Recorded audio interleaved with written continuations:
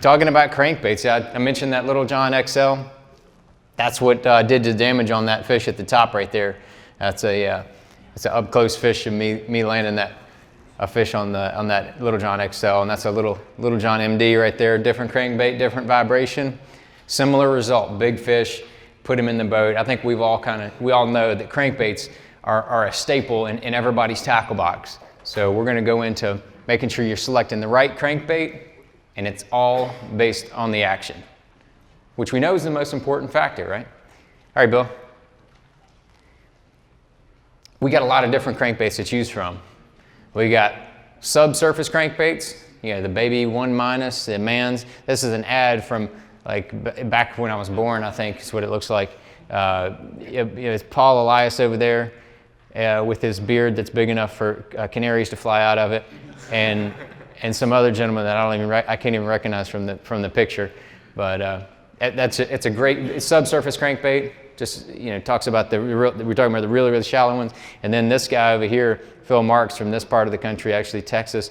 He's a designer for Strike King, very good bait designer. He's the one that came up with the 10XD. Nobody was throwing those ludicrous big, super deep diving crankbaits until he designed that 10XD, and now it's got its own category. So we got everything from a baby 1- all the way down to that super deep diving crankbait category. Go ahead, Bill.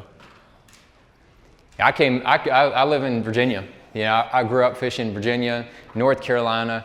A lot of those waters are very conducive to crankbaits. Early on, I got every different crankbait, every different handmade crankbait, every different production crankbait that I could get my hands on. I got a hand on all of them, and I just started analyzing what makes one do one versus another.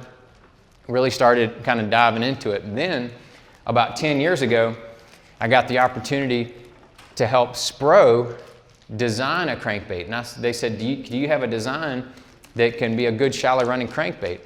And I said, is the Pope Catholic? Of course I can. I said, because I'd fished all these different handmade crankbaits, and they have their limitations. Handmade crankbaits are great because wooden crankbaits can have different actions than you can get from a production crankbait, but they have their limitations. So I told them, yes, absolutely. So we designed this weight transfer system in it so the bait runs real far. I knew exactly what I wanted to do. And I thought I knew a lot about what it took to make a crankbait do something until I started designing them. So I'm not saying I'm the best crankbait fisherman in the world, but I have probably analyzed crankbaits about as much as anybody you've ever talked to. And as far as what makes them do different things, the size bill, shape bill, all that kind of stuff, it all changes the action, and the body size, all that stuff makes a difference.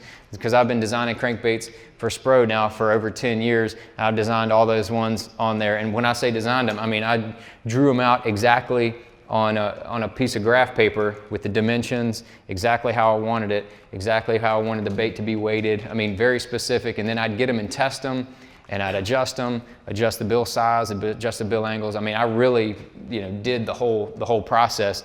And then when I got the production samples, I would approve them or I would change them until we got it right. So that's what I did. So before we get too much into it, on the crankbait side, I want to back up and talk about the gear that you're using. I heard Jason talking about the gear he uses for throwing spinnerbaits and chatterbaits, very similar to the system I use. I think he's dead on with his system for that. And I've fished a lot of different rods, reels, different parts of my setup. I feel like I've got my system about as dialed in as you can get. I use cash-in rods, and when I first signed up with cash-in rods, they have some really good crankbait rods, but they didn't have a couple very specific models because I want things exactly how I want them, including my rods. So I had them design I designed a square bill crankbait rod and a deep diving crankbait rod the way I wanted them. And some of the keys with all crankbaits, and now that the rods, when you pick them up, they have cranking series or cranking rod. They take the guesswork out of it for you, but you want it to be parabolic, and I think it's very important that they're sensitive. Like Jason was talking about, he can feel the paint on those blades.